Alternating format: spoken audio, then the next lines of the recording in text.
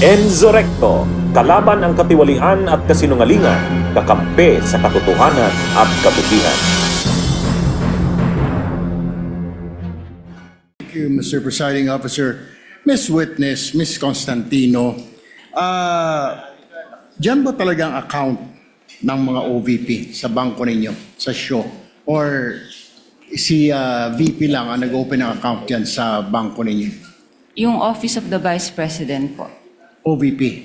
Opo. So, hindi lahat dyan may account ang OVP?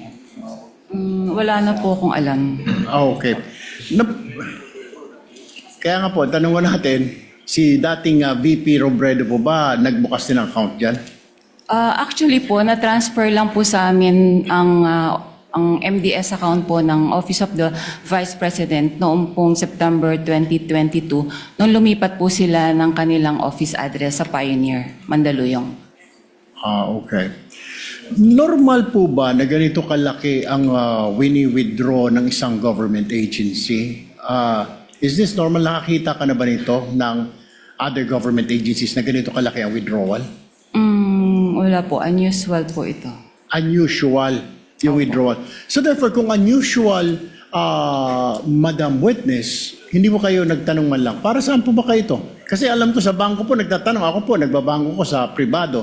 Natatanong po yung staff ko, para saan ba gagamitin ni Sir ito, ni Sir? Hindi na ba ninyo tinatanong? Kasi po may advice naman ng po siya. So, kumbaga dumaan naman po ito sa proseso nila. Kaya, I don't think po na Pero magtanong pa kami. what is the SOP? Ano pong standard operating procedure pag may mga malalaking withdrawal? Or exempted pag mga government agency, lalo po't mga matataas na ahensya ng pamahalaan? Wala na pong exemption. Kaya lang po itong sa particular na transaction po ng OVP, bali meron naman po kasi silang forward advice po sa branch. Okay. Alam niyo po ba na ito ay for intelligence fund, yung wini-withdraw? Hindi po. Hindi niyo po alam na Intel fund ito. Opo. Pero nagduda po kayo sa ganitong kalaking halaga. Is that correct? Sa personal opinion namin sa bangko, parang syempre po, saan kaya gagamitin po yung yung cash na to? So, pero hindi naman po namin tinanong na. Kasi may advice naman po siya. Okay, panghuli na lamang po, Madam Witness. May other agencies pa ba na may account sa inyo? Marami naman pong mga government agencies po sa Sa Land branch Bank ninyo? Show. Okay.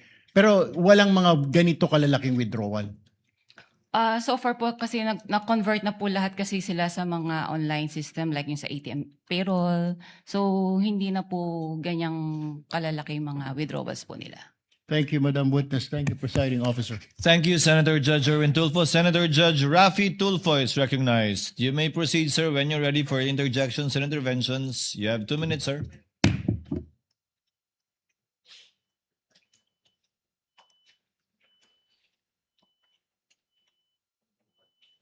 Madam Witness, magandang umaga po. Magandang umaga rin po. Hindi masyado klaro sa amin yung sinabi mong mga bag ang pinaglagyan nitong 125 million. Anong klaseng bag muli? Sa pagkakaalala ko po, ito po isang mahabang bag na Mahaba. parang dinescribe ko nga po as Duffel like bag? Gym bag? gym bag po. Iba po kasi Gym yung bag. duffel bag sa bangko. So gym bag, ano kalaking? Mahaba po. Okay. Ayon sa BSP, ang 1 million approximately 1 kilo. So that's 125 million. So si Gina lamang ang nagbitbit ng 125 kilos palabas ng bangko? Ang alam ko pong assistance po na naalala ko po ay nag-provide po kami ng trolley. Ng trolley. At Opo. mag-isa lang si Gina. May kasama po sila eh. Hindi ko lang po ma-recall. So ilang duffel bag po ulit? Mga 3 to 4 bags po. I mean, so 3 to 4. Bags. Yung sa 125 Gym bags. million. Gym bags. Dapat sigurado, 3, 4, 5, 6, 7, 8, 9, 10. Kasi kung 125 million at 3 gym bag, yung gym bag, ano nang kalaki yun? Mukha hindi mahaba. Opo. Kakasya ba dyan 125 kilos? 31 million per. Baka nagkakamali kayo. Mga 3 to 4 bags nga po. Dapat precise po kayo. Dapat ginadjot daw nyo yan bago paglabas. 3 bags ang lumabas, ang pinaglagyan. Hindi na po namin yan, ano po. Okay, sige. Pero dapat, you should be approximate, precise kasi we're talking of impeachment of the Vice President dito. Hindi dapat yung parang kalkulasyon lamang. As much as possible. Opo, mga gano'n, 4 bags. Okay. 4 bags. Now, wala bang, kasi alam ko, pag ganun kalaki amount, kuminsan yung bangko nag-offer doon sa depositor na i-deliver yung pera sa lugar na gusto nilang pupuntahan ng perang yon through the what we call armored car or armored vehicle. Hindi kayo nag-provide na ganoon? Hindi po. Wala po kasi kaming memorandum of agreement regarding po sa services, cash services po, or cash delivery. So hindi nag-request yung OVP ng cash delivery through armored vehicle papunta doon sa Wala back to their po, office? Okay. Curious lang ako, sino itong, meron pa isang pangalan na kapirma sa baba ng cheque, itong Rosaline L. Sanchez, sa pagkakalam mo. Kasi di ba sa baba, nakalagay Rosaline Sanchez and then Lemuel Ortonio, signatory doon sa pag-release ng cheque. Who are they? Authorized signatory po. Isa po siya sa authorized signatories po ng Office of the Vice President. Si Rosaline Sanchez, sino po ito? Sa Siya- pagkakalam niyo po, Ang alam ko po, siya po yung sa finance. sa finance. Okay, nabanggit niyo rin po prior doon sa withdrawal, you're given 1 or 2 days para makapag-prepare ng cash. Sino po ulit tumatawag sa inyo? Si Miss Queenie Masangkay po. Paano niyo po nalaman na si Miss Queenie Masangkay yung tumatawag sa inyo? Na-meet ko na rin po siya sa branch nung pong nag-open po sila ng MDS account po. Okay. Last na naman, usually pag ganun kalaking amount ang withdraw, sinisiguro nyo na yung pupunta doon sa bangko, yun yung authorized na mag-withdraw talaga ng amount ng perang yan. Kadalasan tinatawagan pa yung principal. Wala kayong ganung klaseng protocol in place? Wala na po kasi may advice na po siya. Wala na. May advice na po siya. May fail na. Okay, thank you.